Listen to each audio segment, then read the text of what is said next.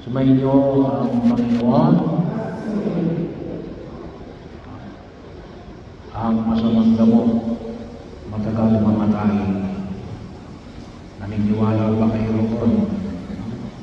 So bahagi ng paanyaya na ipinahayag na Jesus. Well, hindi mo naman na masamang damo matagal mamatay. Sa Ebanghelyo, maliwanag sa bali, sabay silang aanihin, gagamasin, kasama ng trigo. So bahagi ho, dito sa Pilipinas, walang trigo.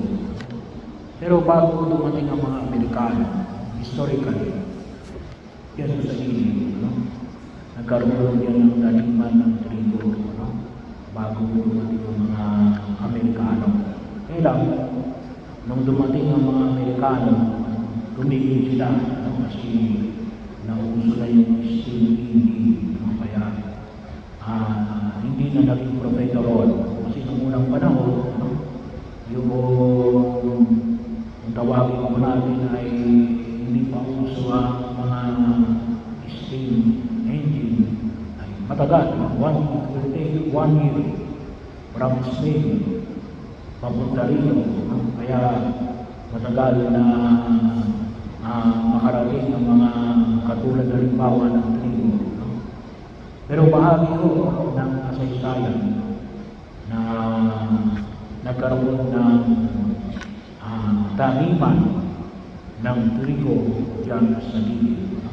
Pero bahagi ho, kasi magkaiba ho kasi yung pamamaraan ng pagtanim. Kaya sinabi rito, yung katulad ng palay, sabi nga ho, kapag may palay, kasi matubig yan. Kapag ginanin mo at may damo, pag binulot mo yung damo, sasama nila ang palay. Kaya lang, pwede mo ulit ibalik. Kasi matubig eh. Pero may dumarating mo yung panahon na kung saan ay inaalis na ng tubig yung palay. Doon, hindi mo na pwedeng bunutin yung damo. Kasi bakit? Sigurado madadala na yung palay. Sa trigo, wala pong tubig. Yung triguhan, talagang tuyo. Kaya kapag binunod mo ang damo, sigurado madadamay ang trigo. Kaya yun ang paanyaya yung pinahayag ng buong kapal na nakita ko lang sa Ebanghelyo. Kuminsan, tayo ay naharap palagi saan kung maaari ay sabi natin yung human impulse, ay yung pamamaraan ng tao, alisin ang mga damo. Pero bahagi ho, kung kayo ay makita namin, kung kayo nagkahalaman, talagang mahirap alisin ang damo. Pagkabat ngayon, may mga teknolohiya na ginagamit, may mga spray, yung iba nilalagyan ng plastic, para wag puno ang damo. Pero may tutubo pa rin. Nababawasan. Pero may damo pa rin. Akala natin kapag inalis mo yung damo, mawawala. Naranasan mismo natin yan. Kailan? Nung drug war. Sa akala na kapag inalis mo lahat yan, hindi. Nandiyan pa rin. Hindi mo sinasabi namin na hindi dapat alisin ang damo. Pero hindi sa pamamaraan na itinamahin, hindi sa pamagitan ng violent pamamaraan. Paanyaya ang pinapahayag sa atin ng buong kapal. Pagkakataon na kung saan makita ko natin kung yung Ebanghelyo natin ngayon ang binasa natin yung shorter version. May kahit dalawa po itong kasama ng talinhagan. Ano ito? Yung mustasa. So, paanyaya. Everything starts from the smallest. Nakita na ba kayo ng buto ng mustasa? Napakaliit nung panahon na pandemya, ay Naka-try din magtanim. Isa na itanim ay mustard. Mas balik mo, no? Sa puno ng mundo. No? Bahagi yun. At kakiba din ito yung alin, yung libadura, pampaharisa. No? Na makita natin na alin, na iba yung pamamaraan ng Diyos. Ang pamamaraan ng Diyos ay pamagitan ng tahimik, hindi maingay, hindi magulo. Mga panyaya ay pinapali ng mga kapali sa pamamaraan na makita natin na alin. Kapag ang pinag-usapan natin ay pag-aari ng Diyos, medyo kaiba sa pamamaraan ng daigdig na ito. At hindi yung panyaya ay pinapamanik ng mga kapali. Na tayo tinatawagan, yung aming panyaya na alin, yung karunungan ng pagpapasensya. No? Ano yung hamon ay pinamamanig ko sa atin? Una, yung pagbubukal. Patuloy pa rin tayo pagbubukal. No? Pagbubukal ng alin? Awa muna. No? Bago katarungan. Hindi nangulugan na hindi na tayo nanangis na magkaroon ng katarungan. Okay, no? Baliwanag ko yun. Sabi na isang Seneca, sabi nga, injustice will never be forever. At sa ating pananampalataya, maliwanag natin, yung justice, sigurado yun, sigurado mayroong katarungan. Saan? Sa turo ng langit at impyerno. Sa turo ng purgatorio. Ngayon kasi sabi na natin kung minsan baka kulang tayo sa pagtuturo ng purgatorio. No? Alam natin, doon sa mga hindi naniniwala, impyerno yan. No? Pero sabihin naman natin, paano naniniwala naman ako? Hindi ako ng tama. Yes. May purgatorio. Ano yung purgatorio? Ito yung alin. Hinihingi sa atin kung hindi natin ibigay ng alin, ang hinihingi ng katarungan. No? Justice, sigurado, bahagi yun. Ay, paano nananalig lang kami sa ito? Hindi, pupunta ka sa langit. No? Pero nadaan ka sa purgatorio. No? Bakit? Hindi mo na ibalik yung ninakaw mo na dapat kayo sa blood control project.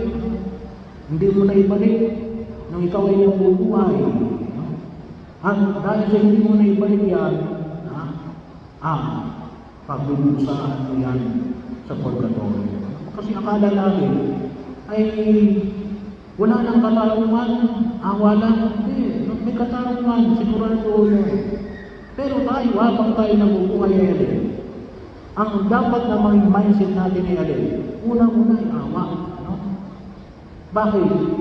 Kasi, anong sabi nga, yung ipinahayag sa amin sa kasimula ng pagdiriwang, para daw yung mga damo ay magbago. No? Yung mga masasama ay magbalik ng sa Diyos. Tama yun. Pero what is the most dangerous? Baka ikaw, narinig ko, maging damo ka. No? Kasi sometimes, what we hate, we become. No? Yung kinamumuhian natin kung minsan, dahil sa gusto natin gawa ng pagkamuhi natin, nagiging damo tayo, naging masama tayo. No? Bahagi yun na kung saan ipag-ingatan natin, bakit? Sa pag-isumikap natin, nandiyan yung stress, nandiyan yung pagiging cynical, no? Nandiyan yung kung tawagin natin ay walang pagpapasensya. No?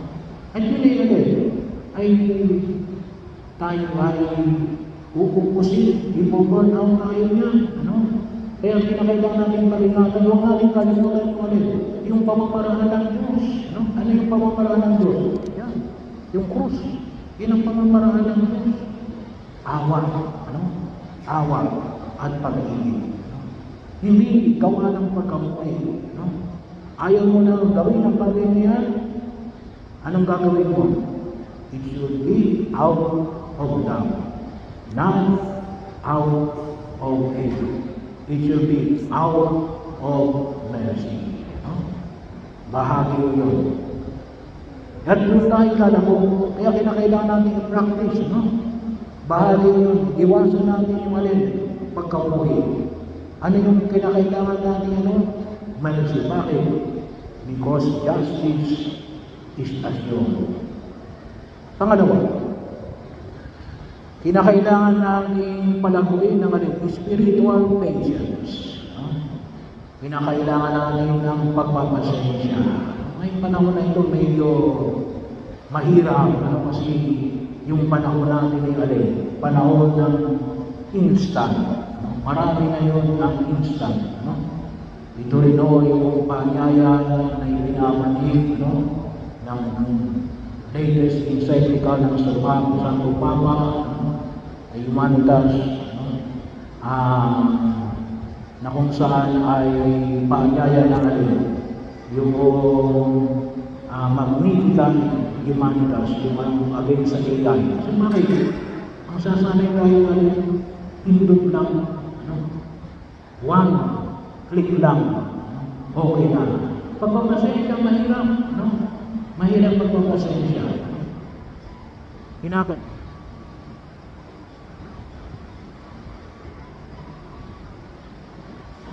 Kinakailangan natin yung sabi nga natin, katulad ng elemento ng pagtatalim, may elemento ng paglago. At yung paglago na yan, sana huwag natin kalimutan na it is never instant. May proseso. Tawagin natin, may panalangin. At idulog natin, ang panyaya na kung saan na makakala natin, nakasalalin sa atin yung solusyon. Sometimes, kinakailangan natin makita natin yung solusyon nila. Sabi nga natin ngayon, kinakailangan natin makita yung pamamaraan ng pagkilos ng kalooban ng Diyos. Kasi yun ang kanyang pag-aari. Makita namin nandiyan yung kamay ng Diyos. Baka nakikita natin yung kamay lang natin. Hindi. Andiyan ang kamay ng Diyos. Pangatlo, embody non-violent na pagkilos. Kasi bahagi hindi violente. Pagiging mahinahon. Yung paanyaya yung pinahayag ko sa atin na kahit nausap ko ng pagbasa, anong sabi ko sa aklat ng karunungan na nakita ko natin? Anong sabi na pinapamaniniwala yung awa ng Diyos. Bagamat anong sabi ko ng aklat ng karunungan, kahit na kami kayang parusahan, ipinahayag mo yung iyong awa. Yung iyong awa. Kaya nga, yung panahon na inilalagay natin sa harapan ng pangungkapan, ay makita ko namin tayo maging mahinahon. Tingnan natin yung mga kung tawagin natin ay fragile things, fragile person. Kaya nga pagkakataon na kung saan ay makita rin natin hindi sa pamagitan ng lakas at kapangyarihan. Paanyaya natin ay makita namin higit sa lahat ng saan makita natin ang magkaroon ng solusyon sa problema natin? Healing. Paano magkakaroon ng healing? Kasi kung makikita natin, bakit itong mga ito ay violente? Mga sukatan yan Mga sukatan yan. Kaya yan ang mga ibang yan nakalimutan, makita natin, bakit itong mga tao na nagbibintiman? Kasi, baka hindi natin naiintindihan, sila rin ay naging mga bigyan. Kaya nga yung panay ng may kapatid, ipanalangin natin yung kanilang kagalingan, ipanalangin natin na tayo na masolusyonan natin yung ating problema. Ay tayo rin ay lalong maging umunlad, gumaling. Kasi nga baka mamaya sa ating pagkilos, baka mamaya mas maging masahol pa tayo doon sa ating mga pinag-iisa. Ito yung paanyaya ng may kapatid. Nanawa, maunawaan natin na bahagi ng buhay natin ang mga damo sa daigdig na ito. At tayo talaga kung paano natin makipag-ugnayan sa mga damo ng buhay natin.